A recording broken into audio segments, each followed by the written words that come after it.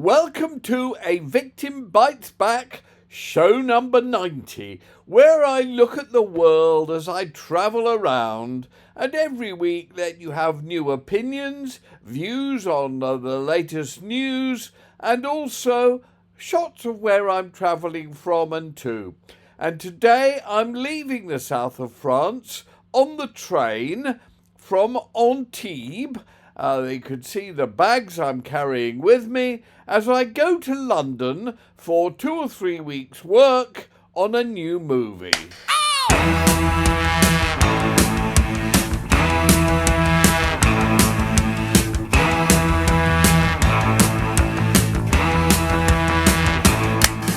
This is actually my favourite rail journey in the world.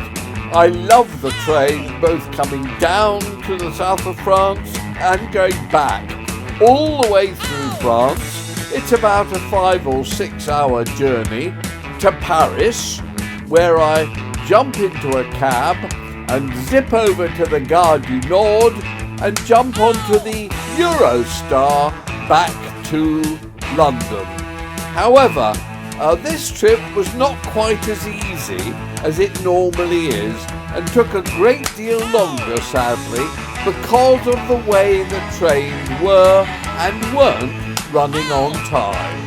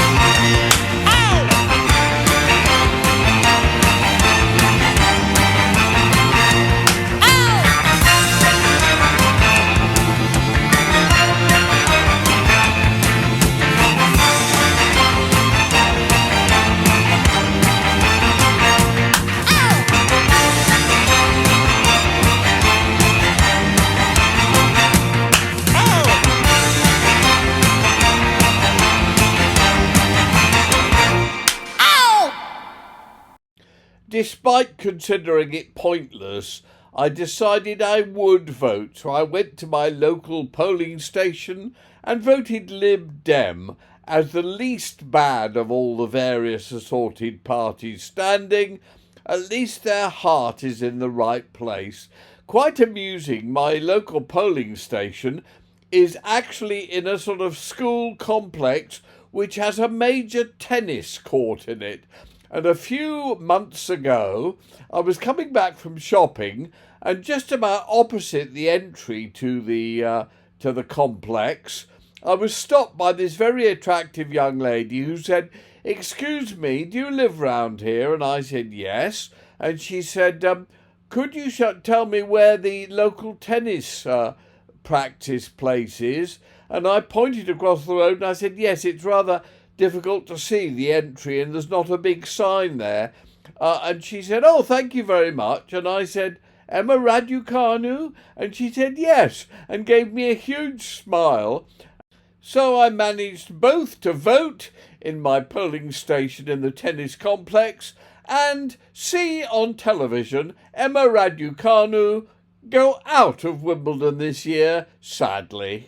More of Wimbledon later. I came back to meet friends for a lovely social meal, which was in the Park restaurant, a fabulous new restaurant, and also to make some of my new film.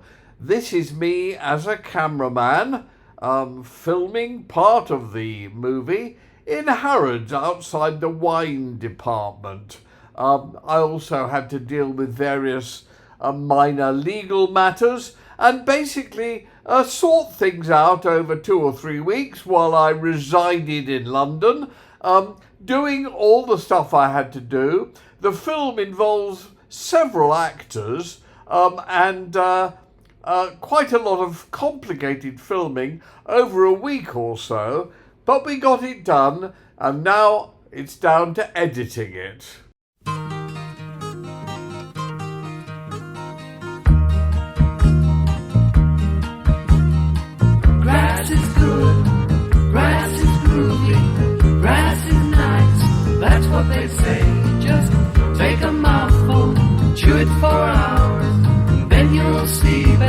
you're turning away. When I was young, I'd talk to the cows. I'd say, what you doing here, chewing all day? They'd smile at me with their big brown eyes, and they'd turn around, and here's what they'd say. Grass is good, grass is groovy, grass is nice, that's what they say. Just take a mouthful, chew it for hours, and then you'll see, babe, what you're turning away. When I was young, I'd talk to the cows. I'd say, aren't you bored, just chewing away? Come on, get up and see the world all around you. They'd yawn at me, and they'd chomp and they'd say, grass is good, grass is groovy, grass is nice, that's what they say. Just take a mouthful, chew it for hours, and then you'll see, babe, what you're turning away. Now I'm not so young and I talk to my friends, sitting there smiling and puffing away. I leap to my feet and I move with my nature, but they just keep smoking and muttering, saying, grass is good, grass is groovy, grass is nice, that's what they say. Just take a mouthful, chew it for hours, then you'll see, babe, what you're turning away. Now I'm getting old and I'm not sure at all that drinking and smoking and stoning's my way. I just smile at my friends and the people about me, and let them sit still if that's where they want to stay. Grass is good, grass is groovy, grass is nice, that's what they say. Just take a mouthful, chew it for hours, then you'll see, babe, what you're turning away. I actually drove down to Charterhouse to film some scenes which are technically taking place in Cambridge University, but I had been invited down. It was Old Boys' Day, Old Carthusians' Day, and it was always a pleasure to look at the place.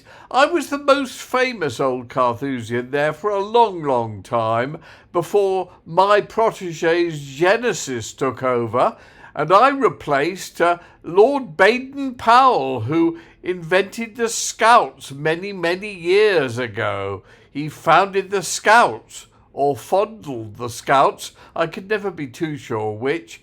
But I love going down to leafy Surrey and driving around the place, and I thought while I was down there I'd go and take a look at our old house as well, Cobbett's, which is near Forest Green, but sort of only about a half an hour drive from Charterhouse in Godalming, and I used to go there and back on my bicycle all the time when I was there. It's actually interesting to look. The people who bought Cobbett's up after my mum died have done it up very nicely. It's a gorgeous old cottage built in 1480, before they even discovered America.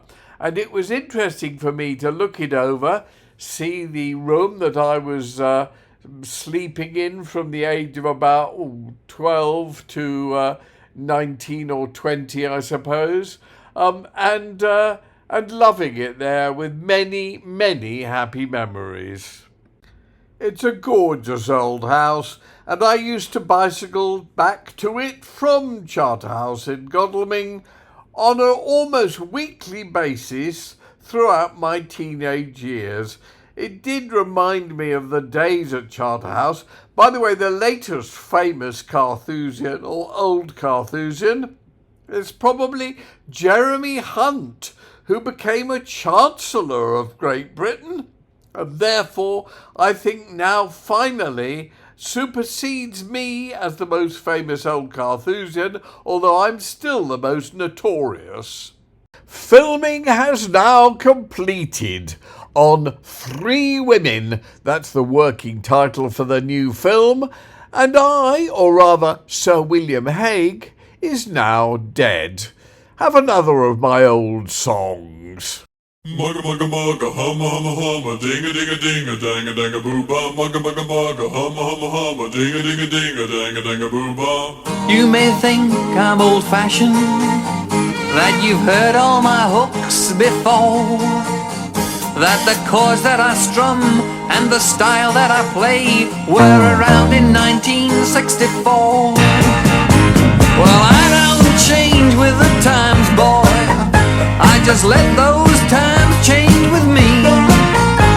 I sit at home with my 12-string guitar and remember how life used to be. 'Cause if I tried to play punk rock, or if I tried to rock and roll, you'd know the music wasn't in me. It's streets full of people in my soul. It would be like old DJs playing the new sounds, old singers making new songs, old teachers picking up new tricks. There's nothing so sad as when they go wrong. Old DJs playing the new sounds, old singers making new songs, old teachers picking up new tricks. There's nothing so sad as when they go wrong. Mugga mugga mugga, humma humma humma, digga digga dinga, danga danga boom ba. Mugga mugga mugga, humma humma humma, digga digga dinga, danga danga boom ba. None of us like getting older, so we cling on as long as we can. The secret is doing it gracefully and not looking like mutton dressed as lamb. There's a grace and a dignity in aging, and the songs can mature just as well. I'm happy I'm no longer a rebel, 'cause today those that are go through hell. And if I tried to play punk rock, or if I tried to rock and roll, you'd know the music wasn't in me. It's streets full of people in my soul.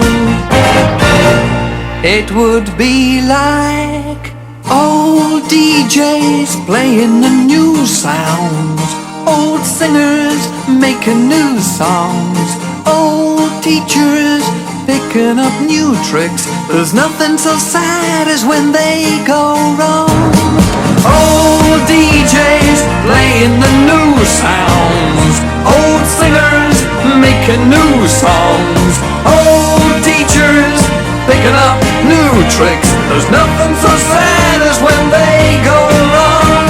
There's nothing so sad as when they go wrong.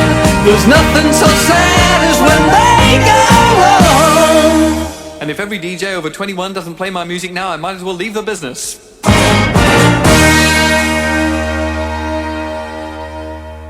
So it's back on the Eurostar. Warning, do not print your tickets because the gates don't accept it printout and you have to find it on your phone and show it to the phone. The extras you get going first class, which costs a few hundred more, is a mirror in the back of the seat in front of you, which is tremendous. I'm so glad I paid for that. But you do also get a halfway decent breakfast, I have to admit, which wasn't as bad as I was expecting, including a cooked breakfast with sausage, tomato, bacon, mushrooms and coffee and all sorts of things. So it wasn't too bad, and I zipped through the British countryside, finally finding myself through the tunnel in France. I love France. I've been coming here for 60 years. In fact, more than 60 years. I came here first with my family when my mother drove me as a teenager and my two brothers and our cook all over to France for holidays. I've been coming here ever since. And my favourite railway station restaurant in the world is in the Gare de Lyon in Paris. It's called Le Train Bleu, and I come here at least once a year. The murals on the walls are fantastic. They were painted 150 years ago when trains first started running, and they are basically scenes of all the different places that the trains used to go to from Paris.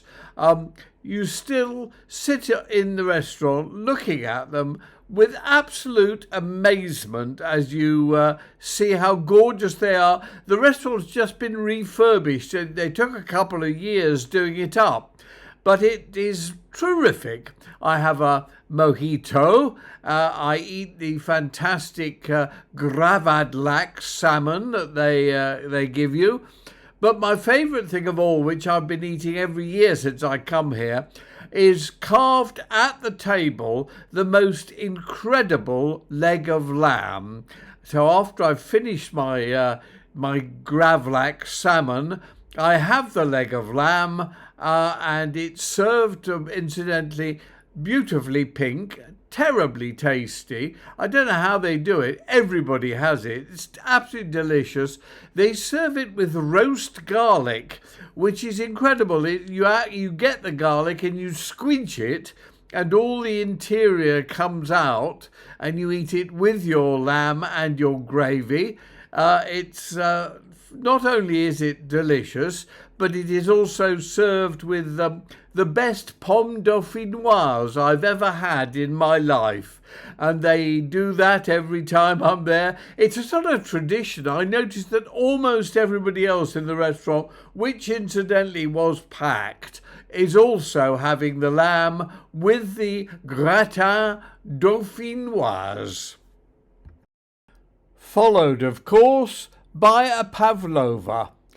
So if you are ever in Paris and you want to have the most fantastic meal and look at the most wonderful restaurant in the world, or the most wonderful railway station restaurant in the world, please come to the Train Bleu in the Gare de Lyon.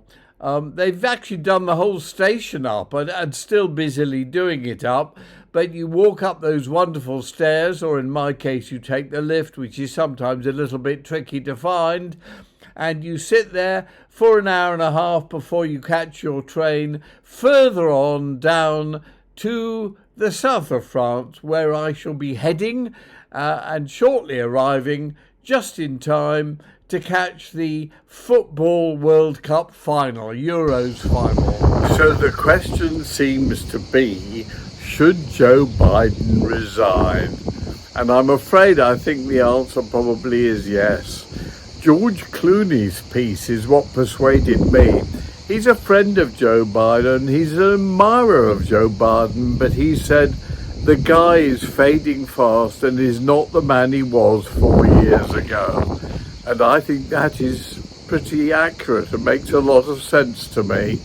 I'm afraid that Joe Biden will not beat the appalling Donald Trump, who will probably win anyway because of the atrocious way the Democrats and his other enemies behave towards him, trying to ensnare him in stupid, unimportant legal situations.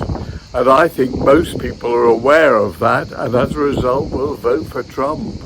Mind you, he may well be shot to death before then. What is going on in the world? Humanity has taken the stupid pill and people are behaving very oddly. It's been a fabulous few weeks for sport. I was sad that Novak didn't manage to win Wimbledon. I cannot understand why people so hate or dislike Novak. I think he's terrific, seems like a really nice human being, and is definitely a brilliant tennis player, quite possibly the greatest of all time, GOAT. Also, it was rather sad to see England lose the final of the Euros, but I have to say the best team won. From the very beginning, Spain was the best team, and from the beginning, England were playing very boring and safe football, but managed to crack through at the end. Good for them, and I actually thought by the end they were playing some very good football, but nowhere as near as good as Spain, and sadly they deserved to lose. That's it for another episode of A Victim Bites Back. See you next time round.